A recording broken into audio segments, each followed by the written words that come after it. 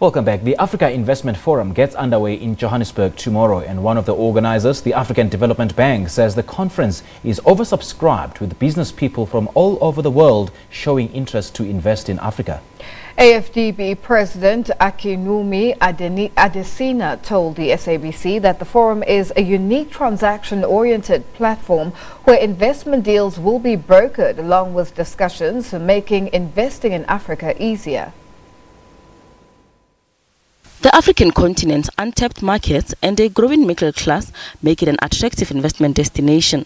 The continent is also home to 6 of the world's 10 fastest growing economies this year. The World Bank expects sub-Saharan Africa to grow at 3.1% this year from 2.6% last year.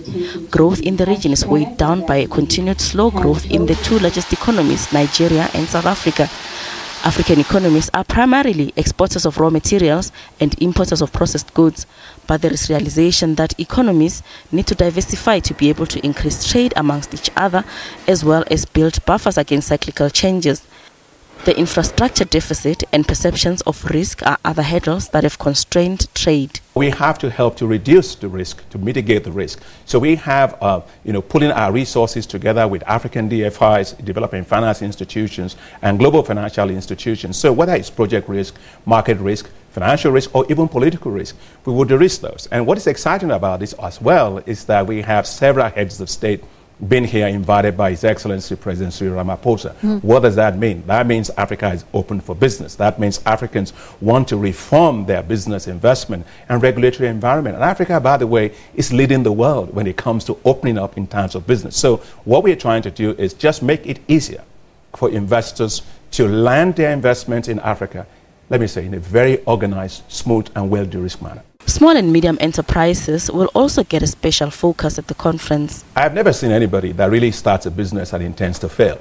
It's just the ecosystem around them that's often a problem for small businesses. For example, the regulations have to be good so that you don't overtax businesses. So if I'm just trying to tax my business, and you're already loading me with so many taxes, how in the world am I going to survive? Secondly is when we support those businesses or through other specialized funds, intermediary funds, we ask them to provide technical assistance, because technical assistance is very important, and mentoring as well. An UNCTAD report says foreign direct investment to Africa fell by 21% last year, but it forecasts growth in foreign direct investment to the continent will increase by about 20% this year to about $50 billion. The projection is underpinned by the expectation of a continued modest recovery in commodity prices and strengthened interregional economic cooperation.